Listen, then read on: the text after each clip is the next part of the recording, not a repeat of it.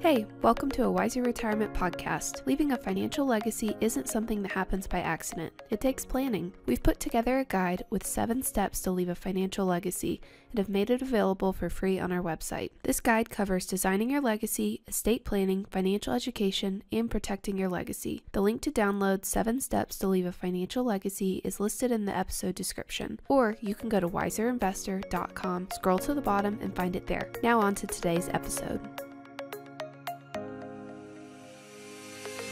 Welcome to a Wiser Retirement Podcast. We believe the best financial advice should always be conflict-free. I'm your host, Casey Smith, and today I'm joined with Randy Hargett, owner of Capstone LTC Advisors. Hey, Randy. How you doing, Casey?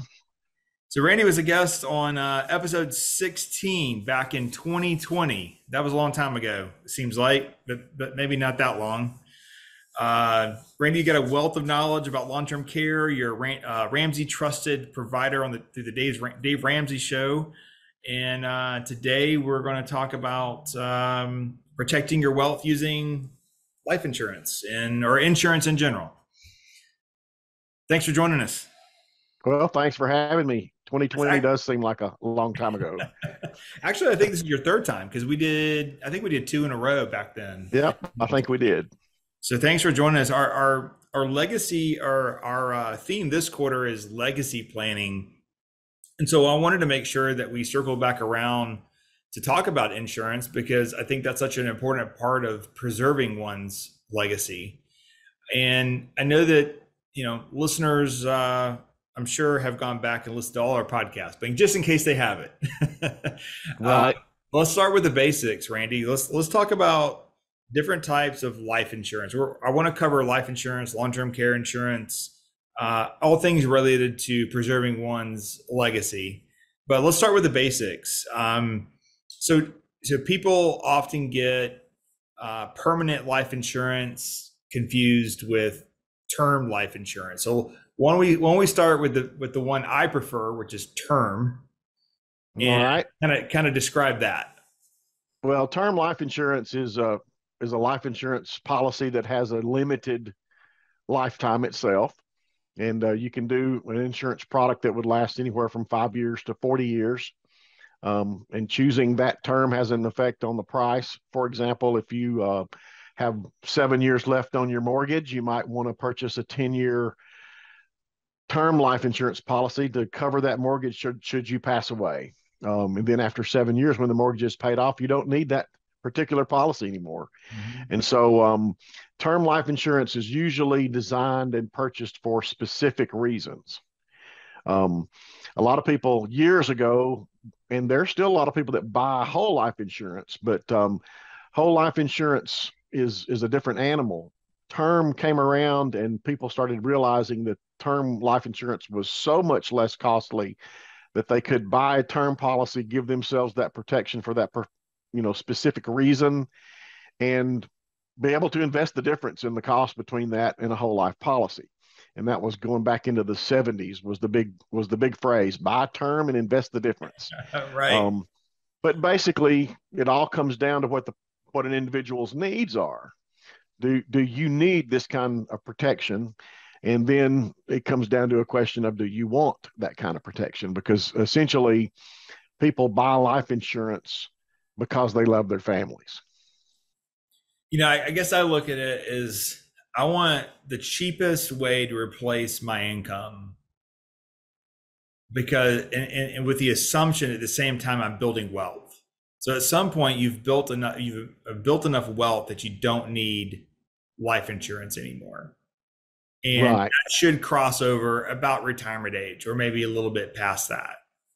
And so that's the philosophy that I've taken here. Now, a few episodes ago, we had a good friend, Gary Bottoms, on our podcast, who runs a benefits company here in town. His son more runs that. He focuses more on permanent insurance. And so he's very adamant about having a permanent policy in place so you can spend down your assets, but then have this remainder left over to cover your loved ones after you're gone. Why don't we talk about that a little bit, because typically the most conservative way to approach that would be whole life.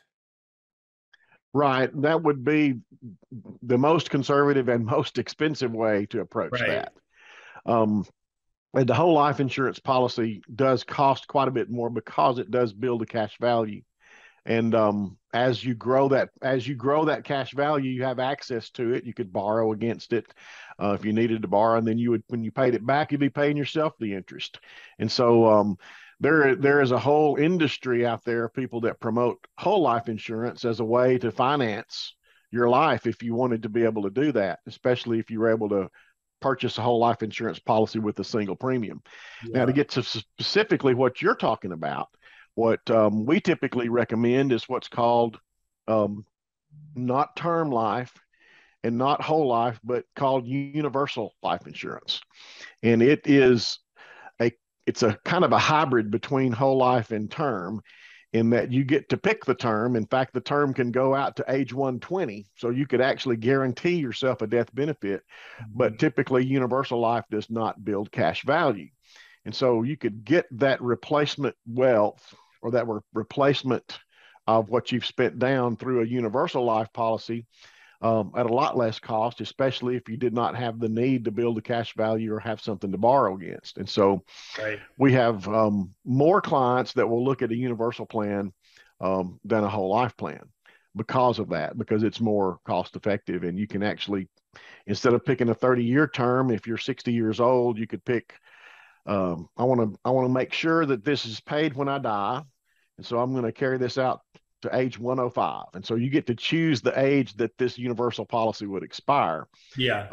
That being said, a lot of people these days are doing exactly what you talk about and have life insurance in place to replace a retirement income should they not be able to continue toward retirement. And once retirement hits, the need for that particular plan is no longer there. So universal life for business owners, do you see that being used as the key man insurance? Yes, that is a good type of key man insurance. Especially when you're doing something else with your money and you don't want to put it all into a whole life product that's cash value over here. You'd rather have your cash in your business. But the universal life, does it not have an investment component to it, or is that just in variable life? There are some universal products that allow you to have an investment component to it. Typically, we don't utilize that. We utilize universal for people that aren't worried about building a cash value. But if you really wanted to generate wealth with life insurance, a variable life insurance policy is a good way to at least consider, because you do have the ability to grow that cash value with the market. Yeah, with some limitations though. I mean, you're not getting well, typically it's higher expenses. That's the limitation. Right. So. That's exactly right. And also too, we don't see this anymore, but many years ago, the death benefit or the death tax, the inheritance tax, it would kick in at $500,000, which is really, really low. And so you would see people buy universal life or whole life to cover the tax liability for their loved ones, because you're basically paying that tax at a much smaller rate than if you had to pay for it in the future. But the reality now is that you have to have, as a couple, a net worth of over $22 million before you'd have to really worry about paying any of that. So it doesn't make sense from that standpoint. I mean, there are rumors that certain political groups want to lower that, but it hasn't been done when there's right. Well, that's the whole purpose of having a review with you on a regular basis, right? Because those kinds of elements are sometimes a moving target. I will add this: a lot of term life and universal life products have added features that allow people to purchase that not only for a death, but some of them now have features that the death benefit is accessible while you're alive if you got sick, if you had terminal cancer or things like that. And so that is another element in play here with term life insurance and universal life insurance that people can consider. Not only can it benefit at my death, but it could prevent me from losing some assets to a serious health event. And so, because most policies allow for what we call a living benefit for, especially. Basically, you've been given a terminal condition, and it's a way to settle up your affairs before you pass away. That's exactly right. Yeah.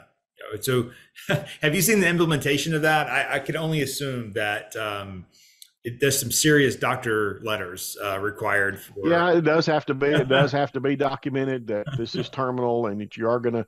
Typically, for most policies, it's a 12-month window that there's no chance that you're going to live beyond 12 months.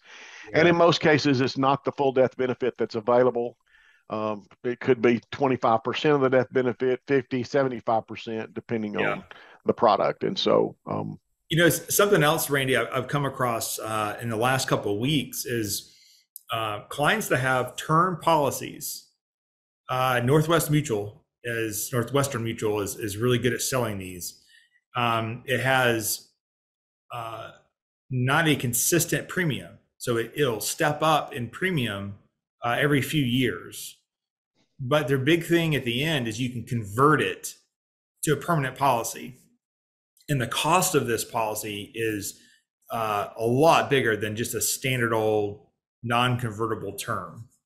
And to me, it's okay to disagree with me, but to me, that seems really great for the salesperson, because the person who bought it probably has never considered converting to term, and they probably didn't fully understand it, because when I sit down with the client, they tell me, oh, I got this term policy, and I start looking at it and go, oh my gosh, you're paying $1,200 a year for this. And I think you gave them a quote of $800 something a year. I don't know. It was Michaela here in the office did the analysis for me, but it was thousands of dollars savings in premium because of having a less complicated term, a much more simpler term. What is your take on that? I don't want to necessarily bash those agents. Their job is to provide for their families, not necessarily.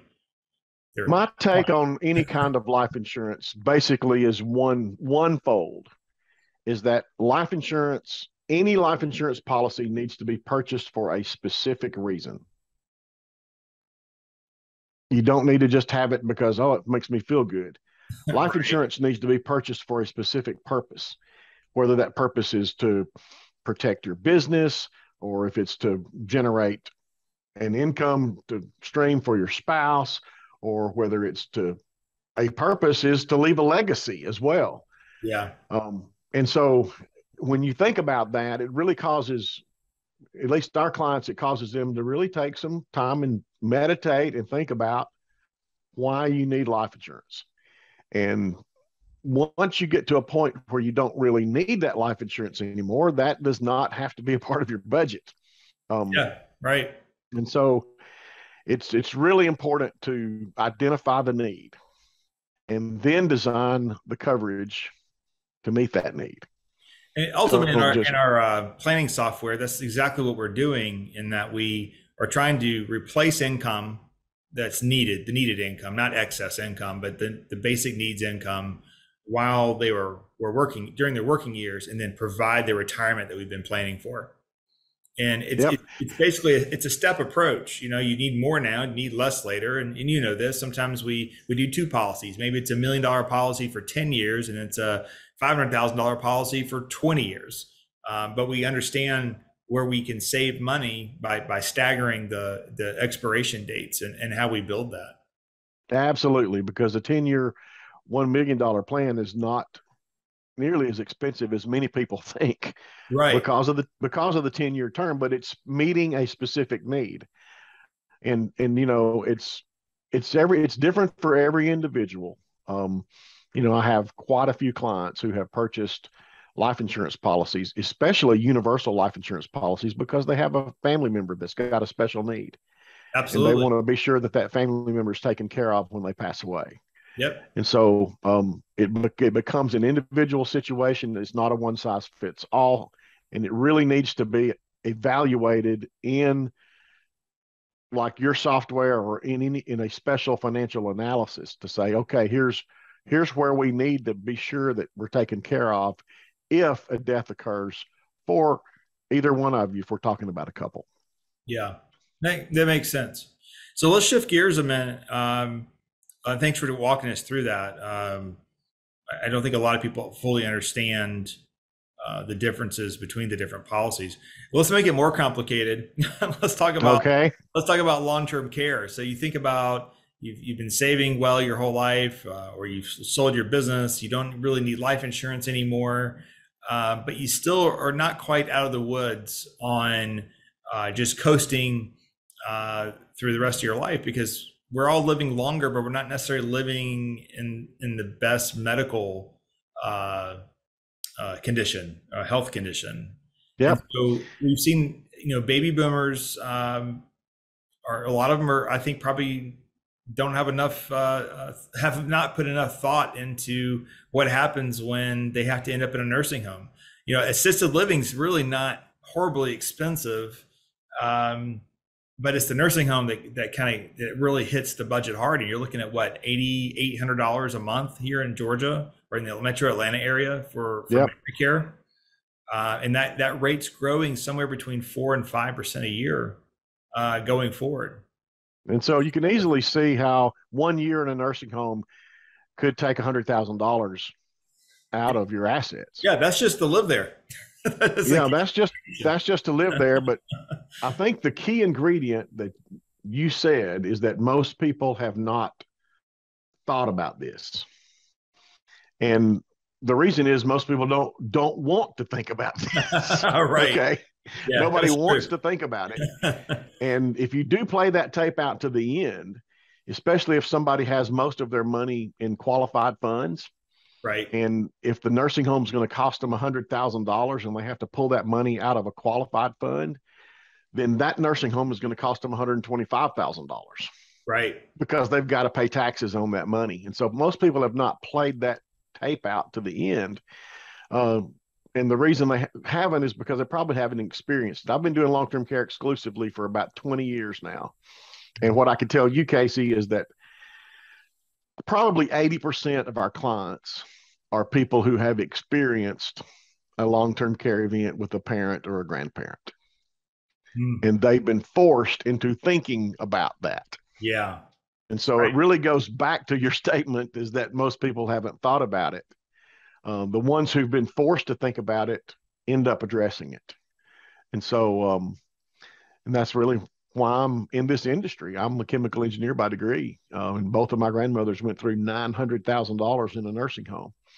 And the other reason that is kind of hard for people to think about is the actual numbers are pretty staggering, because half of the people that go into any kind of chronic care situation die within the first year. Yeah.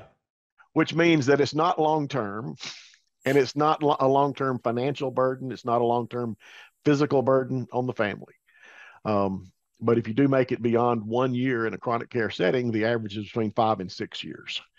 And so that's really where, a lot of people should be thinking in their planning, is to protect against that catastrophic. That's interesting, because I even tell people the average stay in a nursing home is 3 years. But if you eliminate that 1 year, you are right. It would push the average up to 5 to 6 years.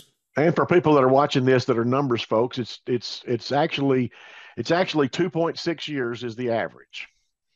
But it is heavily weighted on both ends of the bell curve. Yeah. Yeah. So you're either there a short time or you're there a long time. That's right. So, there are points where, and this is, we take our clients to, once we finish the planning process, we go back to insurance and say, okay, how do we protect all this? For the long-term care analysis, we show them, this is where you were, or this is where you'd be at age 80 and 88 if you were in a nursing home. This is what your wealth would look like if you didn't have to be there. And this is what your wealth looks like with the burden of these payments. And I often tell people, you're going to have your Social Security. It's not like you're going to be leaving the nursing home to travel or to eat out. So everything's pretty much centered around that nursing home cost, plus your healthcare costs, medications and such, doctor's visits. So you look at your Social Security, maybe you have a pension. On top of that, there's a guaranteed income, and then what your portfolio can support. And then above that is what you have to insure. Uh, That's right. and that varies. I mean, a lot of times it comes out around 4,000 a month is all they really need. Other times they need more than that. It just depends. And then the question is, do you want or do you want to make those premium payments? And I think you and I have agreed on this in the past. If you have to buy long-term care, but then you can't take the grandkids out for ice cream because you can't afford it, we just need to play the Medicaid the Medicaid card, not the long-term care card. That's right. And from our perspective, that's the way we've been from day one. Is that, if purchasing long-term care insurance will force you to change your lifestyle to pay that premium, then you don't need to buy it. Right. And so that's really where we are, and we tell people that all the time. We do also encourage people to not take a one data point approach to long-term care. My parents are a perfect example. They do have good income from retirement, and when they looked at this, they wanted policies that would pay about $5,000 a month. But at $5,000 a month of benefit, it was at that point that they would have to change their lifestyle in order to pay for that. Right. So what they did is they changed their data point and said, okay, well, let's purchase $3,000 a month, because that's going to be a major help especially for home care, if they want to stay at home instead of going to a nursing home. And so what they bought was not what they actually wanted, but they got a policy that's going to be a substantial benefit to me if I have to start caring for them. Sure. And so it's something that you can design to fit a budget, but there's just a lot of points to look at. And so we've stayed in the education phase of long-term care over the years. And the reason people buy long-term care insurance is for the same reason they buy life insurance, is because they love their families. So you think about long-term care, it kind of breaks down into the same categories as life insurance, in that a typical long-term care policy, you're going to pay the premiums for life until you have to start using it. And if you never needed it, it's like term life insurance. It's just money that you spent and you don't get it back, right? Yeah, and I for long-term care, I use a different comparison. I don't compare it to term life insurance. I compare it to homeowners. Your house never burned down. Yeah. Yeah. That's true. That's exactly the comparison, because there's no term on long-term care insurance, as far as you can have a policy in effect as long as you pay your premium, just like your homeowner's insurance.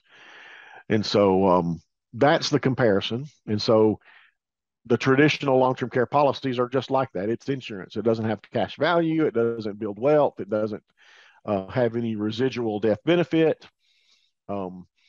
But over the past 20 years, most all the companies have seen the advantage of adding the ability to have a death benefit if you never use that policy. And so even the traditional plans now have that option to have a return of all your premiums paid if you never used it. So yeah, why don't you kind of walk us through what a new long-term care policy looks like? Because I understand hybrids. I want to get into that in a minute.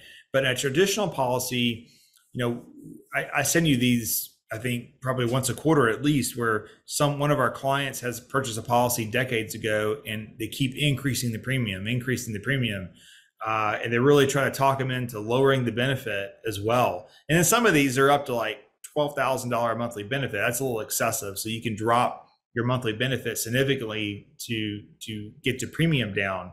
But with these new policies, are we going to eliminate that 20 years from now, 15 years from now, because we have guaranteed premium options, or is that just something that's extra you have to add to the policies? I think there's two answers to that question. Number one is, I think most companies today are doing a whole lot better in their actuarial analysis of their pricing.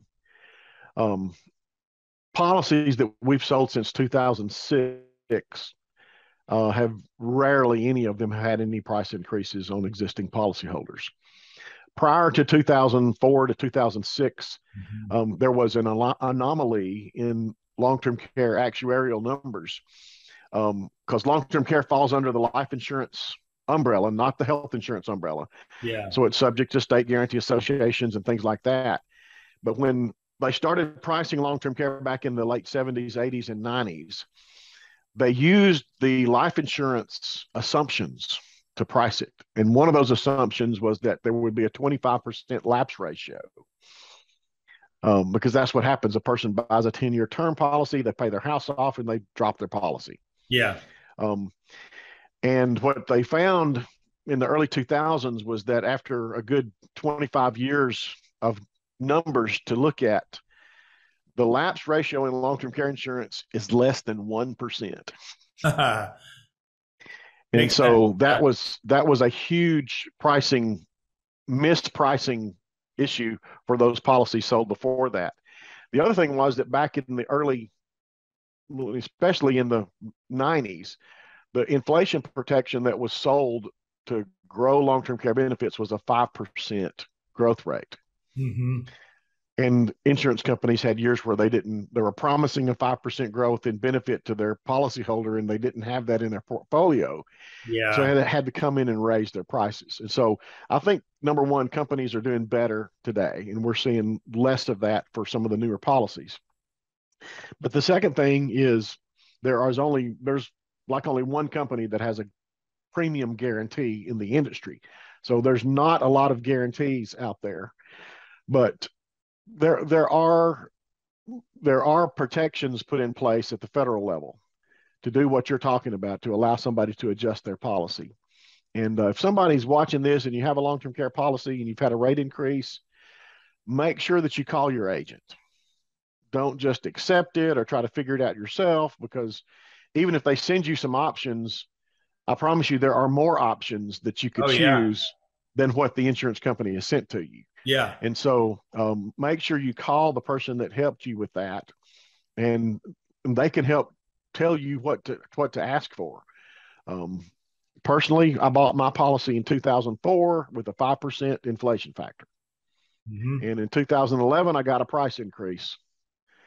And one of those options that I had was to change my inflation growth from 5 to 3. Well, I just made that switch, and my premium went down, Casey, instead of going up. Yeah. And so I've been paying less premium for the past 12 years than I did for the first 7 years. And so calling and not being afraid to reach out and ask questions is the answer for folks that have had rate actions on their long-term care plans. What do you think is there an age limit, assuming good health, is there an age at which it gets so expensive it doesn't matter, it doesn't make sense? When you get past 75, it can get really expensive. I've got maybe a handful of clients that are between 75 and 80 when they bought it.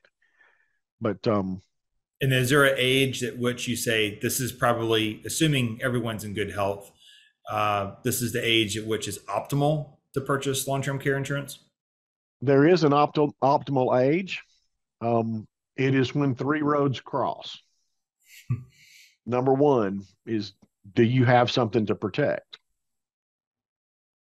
Yeah. And a lot of people don't start saving until they're 55 and they don't have a lot to protect. But we've got a lot of folks that have followed Dave Ramsey's baby steps from when they were 25 years old, and when they're 42, they've got $2 million in the bank. Right. So number one, do you have something to protect? Number two, are you healthy enough to qualify for the insurance? Mm-hmm. That's the real cost of waiting, is waiting till after you've had a health event and you can't get it, even though you would like to. Yeah. So do you have something to protect? Are you healthy enough to qualify for it? And then the third part, which is most important, is, are you at a point in your life where you're ready to budget to pay for long-term care insurance? Yeah. I mean, I see a lot of folks in their early 50s that have the first two. They're healthy enough, they've got the money, but they've got 3 kids in college right now. Right. And so it's not the right time. I can tell you that over the past 10 years, the average age has gone down. 10 years ago, our average age was 62. Last year in 2021, our average age was 53. Oh, wow. So people are beginning to understand the cost of waiting. Not only does it cost more as you get older, but the health part is the critical factor, because insurance companies 10 years ago weren't asking questions for long-term care applicants about your family history. Well, today they are asking family history about Alzheimer's, dementia, cognitive disease. And some companies today will not even take an application on somebody if they've had both parents to be diagnosed with the cognitive disease. Wow. Okay. So if we think about traditional long-term care, you pay a monthly premium. You choose your death benefit. Or not your death benefit, your daily benefit. Everything is weird. Everything in long-term care is all about the daily benefit. So you just do that times 30, right? Yeah. It's how. Well, that's one feature we might want to highlight here. That's changed over the years. It's now most companies are focused strictly on a monthly benefit and not a daily benefit. And it sounds the same. Yeah. If you had $100 a day, well, that would be $3,000 a month. Well, $100 daily basis is not the same as a $3,000 monthly basis, because with home care, for example, you might not need care but every other day. Gotcha. And if that day of care costs you $200 in that day, well, a $3,000 monthly benefit would cover all of that cost, because it's 15 days times $200 a day. Whereas a daily benefit basis would only cover $100 of that 200. And so take that one more step, because what I've seen on the implementation side is there's different ways you get that too. Sometimes you have to submit a form and get reimbursement. So you have to pay for it yourself and then you get reimbursement. Other times, once you hit a certain criteria, they just start sending you the money every month. Right. And all of the traditional plans, the traditional long-term care plans, are reimbursement plans, meaning that you send a bill in, an invoice, and they reimburse you up to your monthly amount. One of the plans has a cash alternative that we've really seen a lot of people take advantage of, that gives them flexibility. There are some hybrid plans that do exactly what you said in the second case. There is that once you qualify for benefits, they just pay you the cash every month and ask you no questions about it. So those are the two different. Let's talk about that then. Let's transition into hybrid plans real quick. So this is my favorite plan for typically it's a family of means that's going to be purchasing it. But basically you write one check, or you could draw it out over time if you need to. Let's say it's a $4,000 monthly benefit. It's going to cost you and your wife $120,000 to get the policy, and you write the check for that. It's a lifetime benefit, which is an option, which we've done with the clients through you. And then what I like about it is if you don't need it, then your beneficiaries, your children, would receive the 120,000-ish, give or take, at your death, because you never actually used the policy. So it's not money. You can't look at it as it's not growing in the market. You have to look at it as, well, I've hedged my bets on protecting my assets. But it is tremendously expensive compared to the traditional policy. Yeah. Well, and for most of our clients that have looked that direction, it's typically, in fact, it was one of our clients that actually framed this phrase. He said, well, this is a self-insuring insurance solution. Yeah. Because if I move this $120,000, that's going to be the first money that's spent on long-term care. So it's going to be my money.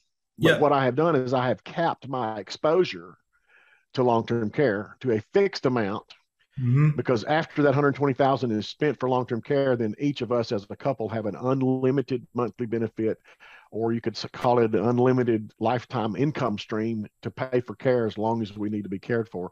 So if we're on that end of the 6 or 7 or 8 year event, then we have protected our state against a catastrophe, while assuming some of the risk ourselves at the same time, rather than assuming all of the risk.